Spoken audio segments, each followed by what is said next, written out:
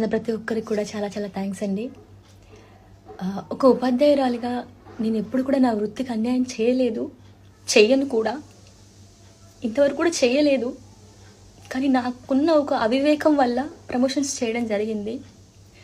First ప్రమోషన్తో నాకు ఎవరైనా చెప్పిన బాగుండు, చెప్పలేదు, దానివల్ల ప్రమోషన్స్ చేయడం జరిగింది. సైనికుల సంక్షేమం కోసం నిధులు కేటాయిస్తున్నాము అని చెప్పి మా పిల్లలు అక్కడ చదువుతున్నారు, వాళ్ళ కోసం వాళ్ళు పిలిస్తే నేను వెళ్ళాను. ఏదైనా కూడా నేను మా గవర్నమెంట్ స్కూల్కి అన్యాయంగా నేను ఎప్పుడూ చెయ్యనండి, అది నా యొక్క ఉద్దేశం కాదు. నాకు ఎలా చెప్పాలో కూడా తెలియట్లేదు. వాట్సాప్ నుంచి, ఇన్స్టా నుంచి, ఫేస్బుక్ నుంచి చాలా ట్రోలింగ్ చేసేస్తున్నారు. నేను ఏమన్నా 10 మందిని హత్య చేశాను, నేను 20 మందిని చంపేశానా, లేదంటే గంజాయి హెరాయిన్ ఏమైనా అమ్మానా? నాకు ఇవన్నిటితోటి సూసైడ్ చేసుకోవాలనిపిస్తుంది. అనొచ్చు, నన్ను అనొచ్చు, నన్ను ఎవరు హెచ్చరించలేదండి. నేను ఏ క్లాస్ రూమ్లో కూడా నేను ఎప్పుడు పిల్లల యొక్క సబ్జెక్ట్ రీల్స్ తప్ప ప్రమాణ పూర్తిగా చెప్తున్నాను.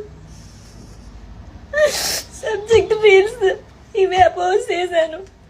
కానీ నా విధి నిర్వహణకి వ్యతిరేకంగా నేను ఎప్పుడు వీడియోస్ చేయలేదండి.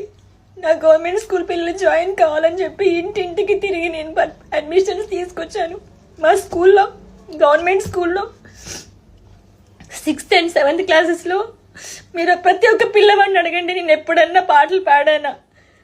వాళ్ళకి పాటలు నేర్పిస్తాను, ఆటలు నేర్పిస్తాను. గవర్నమెంట్ స్కూల్స్కి బుక్స్ డొనేట్ చేశాను. నా ఫ్రీ టైంలో నేను వాళ్ళకి యూట్యూబ్ వీడియోస్ టీచ్ చేశాను.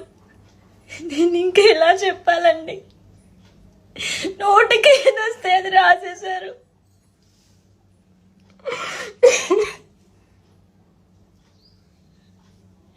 పాటలు చెప్పడం మానేసి రీల్ చేసిందని చెప్పి నోటికి ఏదొస్తే అది మీ న్యూస్ల కోసం. మనిషి చచ్చిపోయినా అంతే, నా అప్పుడు హ్యాపీగా ఉండండి. మీరంతా చచ్చిపోయింది కావచ్చు మీ ట్రోలింగ్కి అని 4-5 రోజుల నుంచి నీళ్లు తాగలేదండి. మీరు నమ్ముతారా?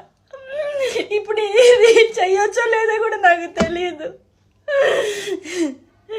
బీపీ డౌన్ అయిపోయి నాకు మైండ్ పని చేయట్లేదు.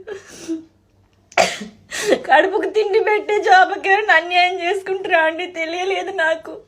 నా గవర్నమెంట్ వ్యవస్థ నాకు తిండి పెడుతుంది. ఈ గవర్నమెంట్ వ్యవస్థ అన్యాయం చేయాలని నేను ఎప్పుడూ కోరుకోలేదండి.